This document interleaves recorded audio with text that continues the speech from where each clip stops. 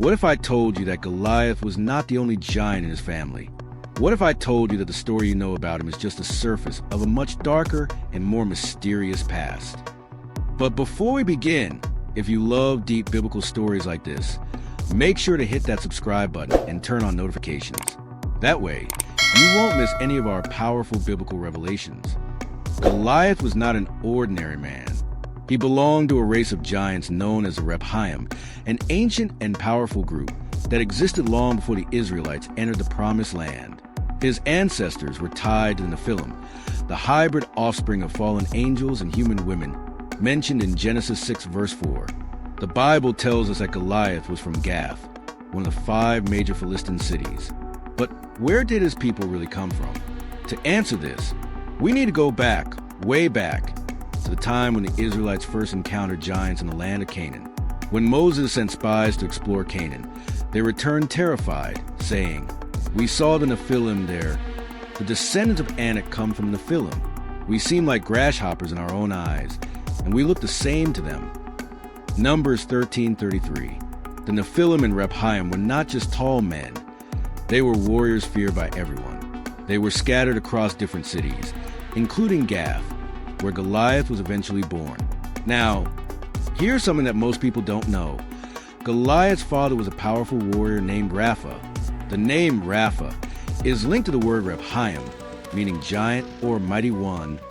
Some ancient texts suggest that Rapha was not just any warrior, but a ruler among the giants, a leader of the last remaining Rephaim in Philistine lands. Goliath, along with his 4 brothers, was born into this lineage of giants. His brothers were also mighty warriors, and their names appear in biblical texts, showing that the house of Rapha was a terror to the Israelites for generations. Goliath was born in Gath, a city that had long been home to the last remnants of the Rephaim. Gath was not just a city. It was a stronghold of warriors, a place where Philistines trained their mightiest men for war. From the moment Goliath could walk, he was introduced to the harsh realities of Philistine culture. Strength was everything. Weakness was punished. In Gath, boys did not have childhoods filled with games and laughter. Instead, they were tested, trained, and forced to prove their worth through combat. By the time he was 5 years old, Goliath was already towering overgrown men. His strength was unnatural, his body massive. The Philistines saw this and knew he was destined for war. His training began under the brutal command of his father, Rapha. Unlike other warriors who trained with wooden swords and small shields, Goliath was forced to train with real weapons, deadly, heavy, and unyielding. His first lessons were simple. Number 1, never retreat. Number 2, never show mercy. Number 3, kill or be killed. Goliath did not learn to fight against men of his size. He trained against entire groups of warriors. 10 men would be sent against him at a time, each armed with spears, swords, and clubs. His task? To stand his ground and defeat them all. Day after day, his body was pushed beyond its limits. His bones cracked, his muscles tore, but each time he grew stronger. He was not just training to be a warrior. He was being shaped into a living weapon. Unlike the Israelites, who used lighter weapons suited for mobility, the Philistines favored iron weapons, heavier, deadlier, and more durable. Goliath's weapons were custom-made, each crafted for a man of his immense size. His spear was like a weaver's beam. 1 Samuel 17, verse 7. The iron tip alone weighed around 15 pounds, heavier than some Israelite swords. His sword was massive and curved, designed to cut through multiple enemies with one strike. His armor weighed over 125 pounds, making him almost invincible against normal warriors. Goliath was not just a fighter. He was a one-man army. By the time he was a teenager, Goliath had already killed more men than most warriors did in a lifetime. His reputation spread beyond Gath, reaching the entire Philistine nation. Kings, nobles, and warlords sought his strength. The Philistine military soon gave him a title that only the strongest could hold, the champion of Gath. A champion was not just any soldier. In Philistine warfare, a champion was a warrior who fought on behalf of an entire army. Instead of sending thousands to die, a champion would stand before the enemy, issue a challenge, and fight a single opponent to determine victory. Goliath became the undisputed champion of the Philistines. No man could stand against him. No army could break his defense. He was their pride, their terror, their ultimate weapon. The bloody raids against Israel.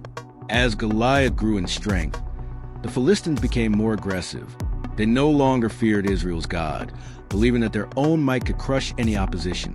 Goliath led multiple raids into Israelite territory, burning villages, seizing land, and slaughtering any who resisted. To the Israelites, he became more than just a warrior. He became a nightmare, a symbol of unstoppable destruction. The Israelite soldiers whispered his name in fear. Mothers warned their children about the giant from Gath who showed no mercy. Israel's greatest warriors trembled at the thought of facing him in battle, and for years, they avoided it. As Goliath reached adulthood, his name alone struck fear into armies. By now, he had fought in countless battles, proving time and time again that he was not just a warrior, he was an unstoppable force. The Philistine military used him as their ultimate weapon. Whenever a battle seemed uncertain, they sent in Goliath. He didn't just fight, he dominated. He led raiding parties deep into enemy lands, destroying villages, burning fields, and taking captives. He stood at the front lines of battles, personally cutting down the strongest warriors of Israel with his massive sword. He was used as a living terror. Sometimes, the Philistines would send him ahead of their army just to frighten their enemies into surrendering. With every battle, his legend grew. One by one, Israel's mightiest warriors fell before him. Goliath was not just a warrior. He was a symbol of Philistine power. The kings of Philistia recognized that his presence alone made their enemies hesitate. Although the Philistines had kings, military power often dictated political influence. And because of Goliath's strength, he was given special privileges. He spoke directly to the Philistine rulers. His opinions mattered in war strategy. He had his own elite warriors, a personal guard of men who followed him into battle.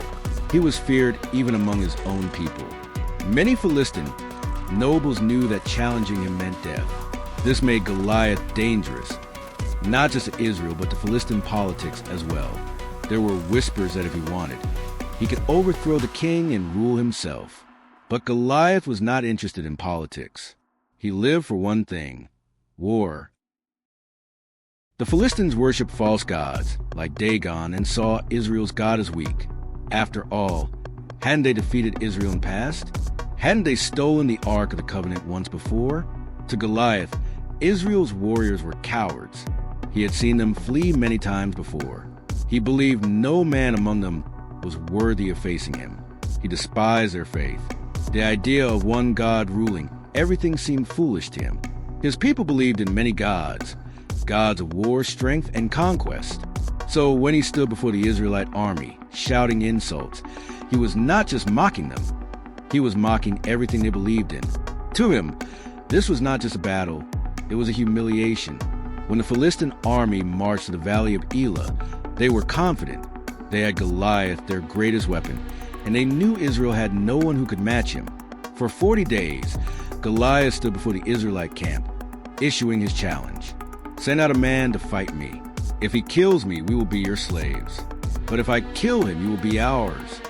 And yet, no one stepped forward. This confirmed what Goliath already believed. The Israelites were weak. They had no champion, no warrior, no man brave enough to face him. Day after day, he mocked them, humiliated them, and reminded them of their fear. Even King Saul, Israel's tallest and strongest warrior, refused to fight him. The Philistines were amused. This was a game to them. They would crush Israel once and for all, and Goliath would be the one to do it.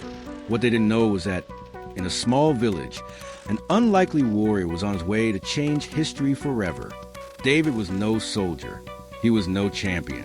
He was a shepherd boy, sent by his father not to fight, but to bring food to his brothers. Yet, when he heard Goliath's words, something inside him burned. He saw what no one else saw. Number one, this was not just a battle. It was a spiritual war. Number two, Goliath was not just insulting Israel. He was insulting God. Number three, the size of the enemy didn't matter. What mattered was who stood with God. While others saw a giant too big to fight, David saw a giant too big to miss. Word spread through the camp. The young shepherd wanted to fight the Philistine champion. The soldiers laughed. King Saul hesitated, but David insisted, "The Lord who delivered me from the paw of the lion and the paw of the bear will deliver me from this Philistine." 1 Samuel 17, verse 37. Goliath was about to learn something he had never known before. What happens when you defy the living God? For 40 days, Goliath had roared like a lion. For 40 days, he mocked Israel and their God. And for 40 days, no man dared to stand against him. But then, something changed. A boy stepped forward, a shepherd, armed with nothing but a sling and 5 smooth stones. At first, the Philistines laughed, but soon they would be silent, because this was no ordinary battle. This was a fight between faith and fear, between human strength and divine power. As David stepped forward, the murmurs in the Philistine camp turned into laughter. Was this a joke? Was Israel truly this desperate? Was this tiny, unarmored boy really their champion? Goliath narrowed his eyes. For a moment, he didn't know what to think. He expected a mighty warrior, someone like Saul or one of Israel's best fighters. Instead, he saw a boy. Then anger filled his chest. This was an insult. "Am I a dog that you come to me with sticks?" Goliath growled. His deep voice rumbled across the valley. The Philistine army erupted in laughter. But Goliath wasn't laughing. He was furious. To him, this wasn't even a fight. It was humiliation. He raised his massive spear, pointing it toward David. His voice thundered, "Come here, and I will give your flesh to the birds and the wild animals." The crowd cheered. The battle was over before it even began. At least, that's what they thought. Any normal man would have trembled before Goliath.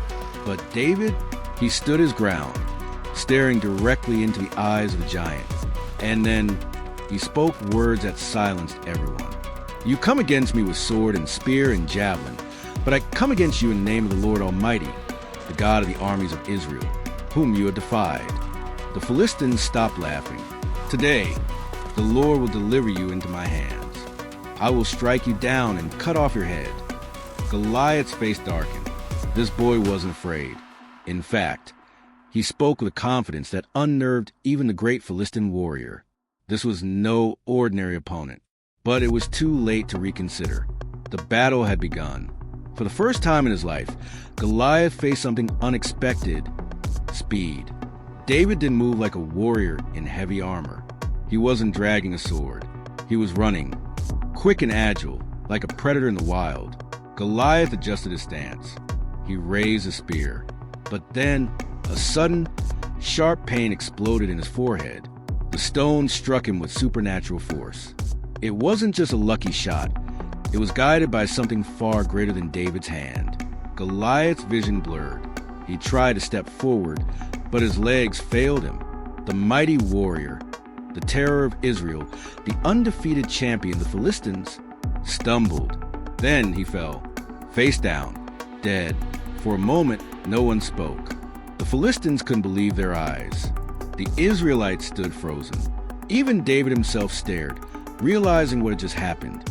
Then the truth hit them all. The mighty Goliath was dead, killed by a single stone. A shepherd had just done what Israel's greatest warriors failed to do. David ran forward, took Goliath's massive sword, and cut off his head. The moment he lifted it high, the Philistine army screamed in terror. They had just lost their greatest weapon. Without Goliath, they were nothing. Panic filled the camp. And just like that, they ran. Israel, seeing the enemy flee, erupted with courage. They charged after the Philistines, chasing them all the way back to their cities. The Philistines never forgot this day. For years, Goliath had been their symbol of strength and fear. His death shattered their confidence. Meanwhile, in Israel, David became a legend. The people sang, "Saul has slain his thousands, and David his tens of thousands." King Saul, instead of celebrating, became jealous. How could a shepherd boy outshine him? David's journey to the throne of Israel had just begun. But this was not the end of the story, because Goliath had brothers, and they wanted revenge after Goliath's shocking death. The Philistines were humiliated. Their most powerful warrior, the terror of Israel, had been defeated by a single stone from a shepherd boy. But this wasn't just a loss. it was a family disgrace. Because Goliath wasn't alone. He had 4 brothers. Number 1, Ishbi-Benob, a vengeful warrior who sought to kill David. Number 2, Saph or Seppai, a brutal giant who fought Israel later. Number 3, Lami, a warrior with a deadly spear like Goliath's. No 4, unnamed giant, said to have 6 fingers on each hand and 6 toes on each foot, a monstrous figure. These were not ordinary men. They were descendants of Rapha, a race of giants in Gath. When Goliath fell, his brothers swore revenge. But David was no longer the shepherd boy. He was now a warrior. As David grew older, he fought many battles for Israel. But the Philistines never forgot what he had done to Goliath. Number 1, Ishbi-Benob, the giant who almost killed David. David was in battle when Ishbi-Benob, Goliath's brother, spotted him. The giant charged straight at him, holding a spear so massive it seemed impossible to lift. David fought back, but something was different. He was not the same young warrior who had killed Goliath. He was older now, weaker. He swung his sword, but Ishbi-Benob was too strong. For the first time in his life, David was about to lose. Just as the giant raised his spear for the final blow, Abishai, David's warrior, leaped in and struck the giant down. Ishbi-Benob fell, dead. David's men were shaken. They turned to their king and said, "David, you will no longer go with us to battle. We cannot let the light of Israel go out." From that day, David never fought another giant, but his warriors did. Number 2, Saph, another giant falls. Not long after, Saph or Seppai, another Goliath's brothers, rose to challenge Israel. But one of David's mighty warriors, Sibbecai, killed him in battle. The giants were falling one by one. Number 3, Lami, Goliath's younger brother. Lami, another giant, came seeking revenge. He carried a spear just like Goliath's, thick and powerful. But Elhanan, another Israelite warrior, struck him down. Lami fell, and the Philistine army was further weakened. Number 4, the last giant, the monster with 6 fingers and 6 toes. The last of Goliath's brothers was a strange creature, a man with 6 fingers on each hand and 6 toes on each foot. He was terrifying, a symbol of the old Nephilim bloodline. This final giant mocked Israel, just as Goliath had done years before. But Jonathan, David's nephew, took him down. And with that, the last of Goliath's brothers was dead. With the deaths of Goliath and his 4 brothers, the ancient race of giants in Philistine history was wiped out. No more champions. No more terror. No more Goliaths. David's warriors had eliminated the entire bloodline. And as for David, he lived to see his son Solomon take the throne and rule Israel in peace. The giants were gone. Forever. Final thoughts. What can we learn from this? The story of Goliath is more than just a battle between a boy and a giant. It's about, number 1, faith over fear. David didn't win because of strength. He won because he trusted God. Number 2, facing your giants. Whether physical or spiritual, no challenge is too big when God is on your side. Number 3, the power of persistence. Even after Goliath, Israel still had more giants to face, but they never gave up. So remember, no matter how big your problem looks, God is bigger. If you enjoyed this powerful story, hit that subscribe button so you don't miss more incredible Bible stories like this one. What do you think about Goliath and his brothers? Drop a comment below. See you in the next video.